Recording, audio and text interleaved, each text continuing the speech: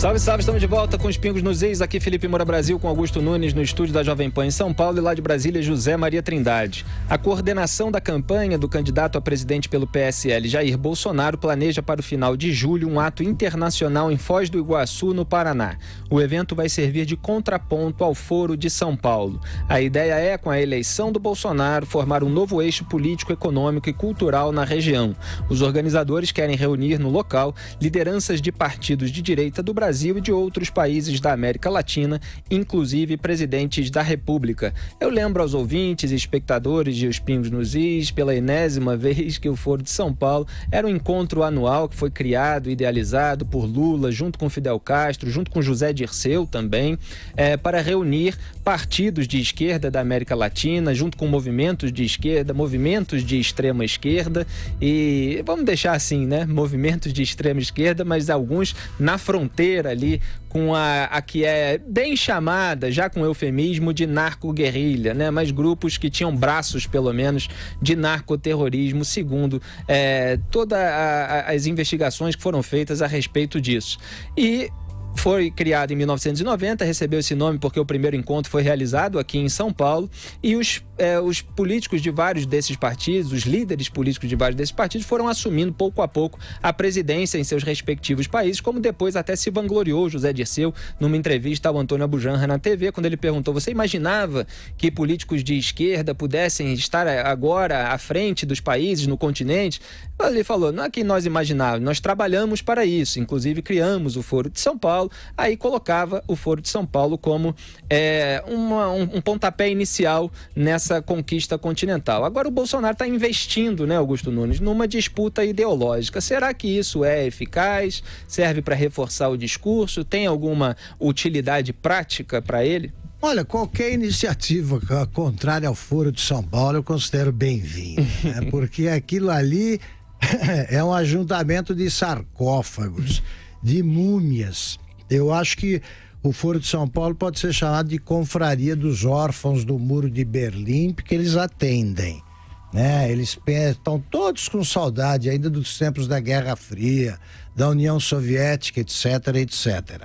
Agora, acho que seria, para ser eficaz, eu acho que uma organização desse tipo deve ser aberta a vários partidos, não ser fechada, né? Deve fazer, aliás, como faz o Foro de São Paulo, cabe todo mundo ali que queira apoiar e tal. Acho importante, para deixar claro que a esquerda é minoritária, que ela não tem o controle, né, político dos países que vão se desenvolvendo aqui na América Latina. Não tem mesmo. Eles acham eles acharam que tinham conseguido a hegemonia com a ascensão dos bolivarianos e tal, mas estão todos aí desmilinguindo, né? Esses países estão se decompondo.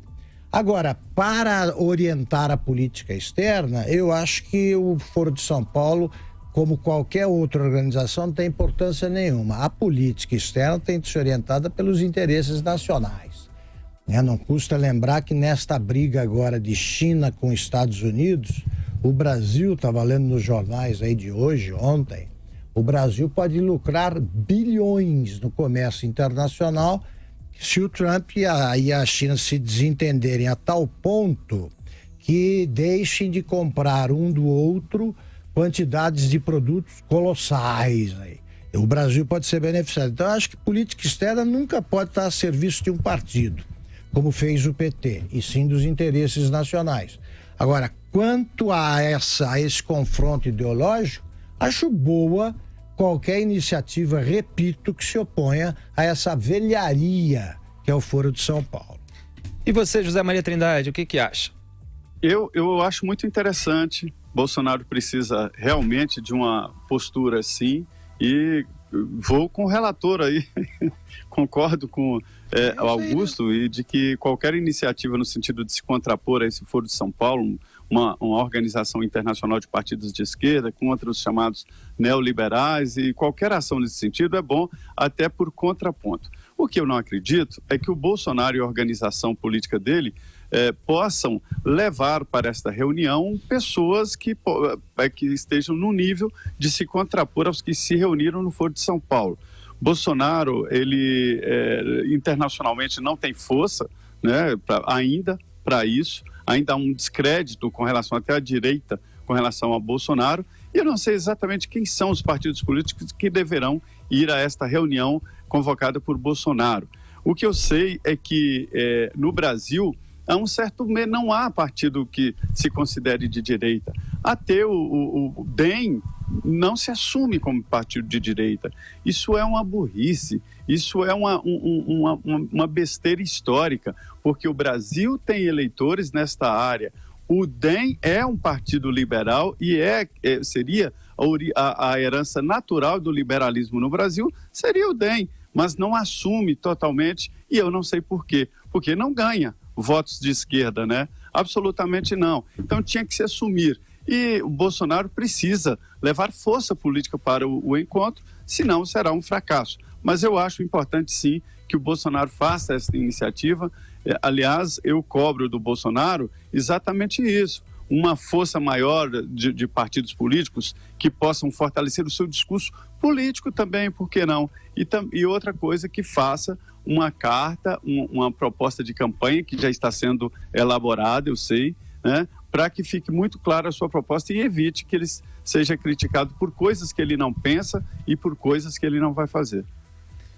Legal, José Maria Trindade, Augusto Nunes, então tá aí o Bolsonaro tentando fundar aí um movimento anti-foro de São Paulo, que ficou bastante famoso na internet, no pessoal que tá mais à direita nesse debate público e que critica o Lula, José Dirceu, toda essa turma que ficou no poder um bom tempo. Lembrando que naquela entrevista do José Dirceu, Antônio Abujamra, ele vai citando vários, até os Kirchner conquistaram o poder na Argentina e vários outros na América do Sul que foram conquistando o poder no continente a partir daquele encontro no Foro de São Paulo. E o Lula tem um discurso no 15º aniversário do Foro, se eu não me engano, que ele fala das relações de amizades construídas no Foro de São Paulo, como elas foram importantes depois nessa escalada de tomada do poder político pela esquerda sul-americana. Então o Bolsonaro está tentando fazer um contraponto. Diga lá, Zé. Só para dizer-lhe que havia sim uma colaboração desses presidentes, né, a colaboração política explícita, e a colaboração financeira denunciada e investigada, né? E antes do Foro de São Paulo era o famoso consenso de Washington, né? Que é mais ali na linha do PSDB. E agora, quem sabe, o Bolsonaro não consiga reunir líderes. Eu duvido, mas eu faço votos que faça uma nova postura, inclusive aqui para a América do Sul.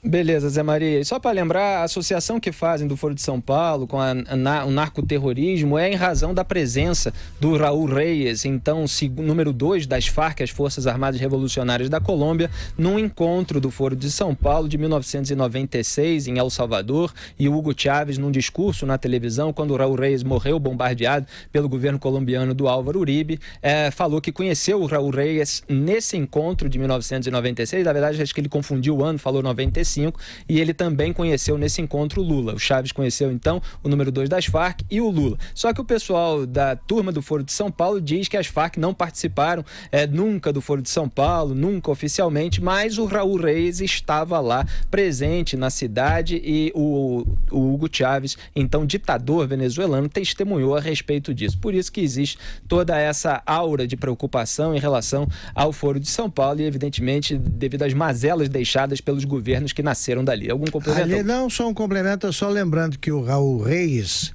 ele liquidou a figura romântica, né, baseado naquele pôster famoso do Che Guevara, do guerrilheiro heróico e tal, porque ele morreu de pijama, e eu escrevi um post, publiquei um post naquela época, o pessoal ficou bravo comigo, os adoradores dos heróis de Araque, da esquerda. Não, mas como é que vai falar do sujeito? Eu só disse o seguinte, quer dizer, o dever de todo guerrilheiro, eles falam, o dever do guerrilheiro é fazer a revolução, o dever de todo guerrilheiro também é dormir de uniforme, né? Porque morrer de pijama pega mal.